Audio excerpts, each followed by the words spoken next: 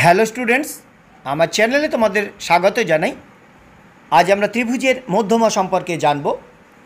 যে সমস্ত শিক্ষার্থীরা সপ্তম শ্রেণীতে, অষ্টম শ্রেণীতে, নবম শ্রেণীতে অথবা দশম শ্রেণীতে পড়াশোনা করছো, আজকের ভিডিও তাদের জন্য গুরুত্বপূর্ণ। প্রথম আমরা একটি ত্রিভুজ এবিসি অঙ্কন করলাম। এই ত্রিভুজের তিনটি শীর্ষবিন্দু এ, বি এবং সি।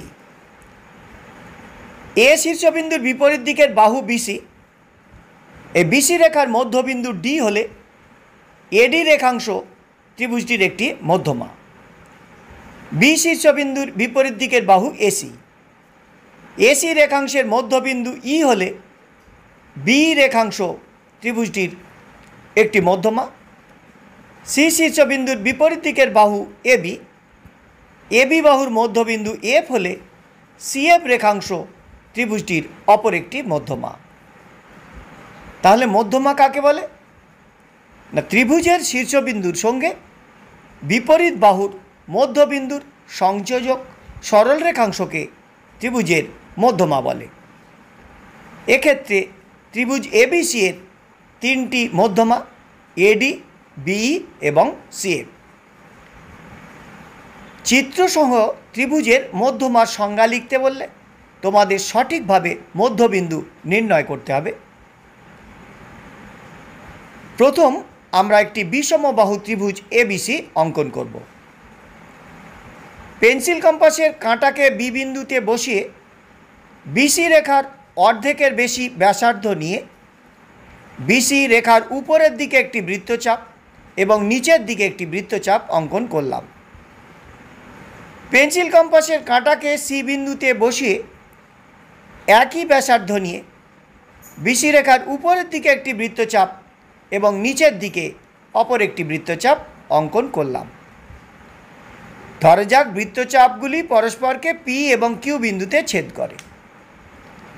স্কেল ও পেন্সিলের সাহায্যে পি বিন্দুর সঙ্গে কিউ বিন্দু সরল রেখাংশ দ্বারা যোগ করলাম। ধরা যাক পি কিউ রেখা বিসি রেখাকে ডি বিন্দুতে ছেদ করে। তাহলে ডি বিন্দু হলো বিসি রেখার মধ্যবিন্দু। এ একটি শীর্ষবিন্দু। এই এ শীর্ষবিন্দুর বিপরীত দিকের বাহু বিসি এর মধ্যবিন্দু ডি। তাহলে এ ডি রেখাংশ হলো ত্রিভুজের একটি মধ্যমা। তাহলে ত্রিভুজের মধ্যমা কাকে বলে? না, ত্রিভুজের শীর্ষবিন্দুর সঙ্গে বিপরীত বাহুর মধ্যবিন্দুর সংযোজক সরল রেখাংশকে ত্রিভুজের মধ্যমা বলে। ত্রিভুজের মধ্যমা চিত্রসহ সংজ্ঞা লিখতে বললে এটুকু তোমাদের লিখতে হবে। এখন আমরা ত্রিভুজের অপর মধ্যমাগুলি অঙ্কন করব। পেন্সিল কম্পাসের কাঁটাকে এ বিন্দুতে বসিয়ে এসি রেখাংশের অর্ধেকের বেশি ব্যাসার্ধ নিয়ে এসি রেখাংশের ডান দিকে একটি বৃত্তচাপ এবং বাম দিকে একটি বৃত্তচাপ অঙ্কন করলাম। পেন্সিল কম্পাসের কাঁটাকে সি বিন্দুতে বসিয়ে একই ব্যাসার্ধ নিয়ে এসি রেখার ডান দিকে একটি বৃত্তচাপ এবং বাম দিকে অপর একটি বৃত্তচাপ অঙ্কন করলাম। ধরা যাক বৃত্তচাপ দুটিগুলি পরস্পরকে আর এবং এস বিন্দুতে ছেদ করে। আর বিন্দুর সঙ্গে এস বিন্দু সরল রেখাংশ দ্বারা যোগ করলাম। ধরা যাক এই আর এস রেখা এসি রেখাকে ই বিন্দুতে ছেদ করে। এখন বি বিন্দুর সঙ্গে ই বিন্দু সরল রেখাংশ দ্বারা যোগ করলাম। তাহলে বিই রেখাংশ হল ত্রিভুজটির অপর একটি মধ্যমা। এখন পেন্সিল কম্পাসের কাঁটাকে এ বিন্দুতে বসিয়ে এবি রেখাংশের অর্ধেকের বেশি ব্যাসার্ধ নিয়ে এবি রেখাংশের বাম দিকে একটি বৃত্তচাপ এবং ডান দিকে একটি বৃত্তচাপ অঙ্কন করলাম। পেন্সিল কম্পাসের কাঁটাকে বি বিন্দুতে বসিয়ে একই ব্যাসার্ধ নিয়ে এবি রেখাংশের বাম দিকে একটি বৃত্তচাপ এবং ডান দিকে আরও একটি বৃত্তচাপ অঙ্কন করলাম। ধরা যাক বৃত্তচাপগুলি পরস্পরকে এক্স এবং ওয়াই বিন্দুতে ছেদ করে। এখন এক্স বিন্দুর সঙ্গে ওয়াই বিন্দু সরল রেখাংশ দ্বারা যোগ করলাম। ধরা যাক এই রেখা এবি রেখাকে এফ বিন্দুতে ছেদ করে। তাহলে এফ বিন্দু হলো এ বি রেখার মধ্যবিন্দু।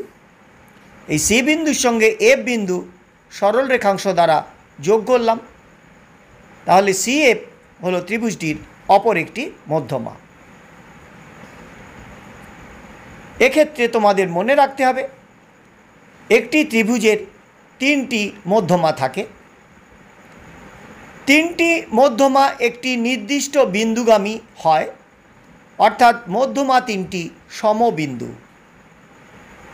ত্রিভুজের যে কোনো মধ্যমা ত্রিভুজকে দুটি সমান ক্ষেত্রফল বিশিষ্ট ত্রিভুজে বিভক্ত করে।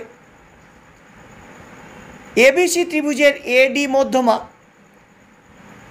হয় ত্রিভুজ এবিডি এর ক্ষেত্রফল এবং ত্রিভুজ এসিডি এর ক্ষেত্রফল সমান। ত্রিভুজ এবিসি এর বিই মধ্যমা, সুতরাং ত্রিভুজ এবিই এর ক্ষেত্রফল এবং ত্রিভুজ সিবিই এর ক্ষেত্রফল সমান। সিএফ রেখাংশ ত্রিভুজের অপর একটি মধ্যমা, সুতরাং এসি এফ ত্রিভুজের ক্ষেত্রফল এবং বিসি এফ ত্রিভুজের ক্ষেত্রফল সমান।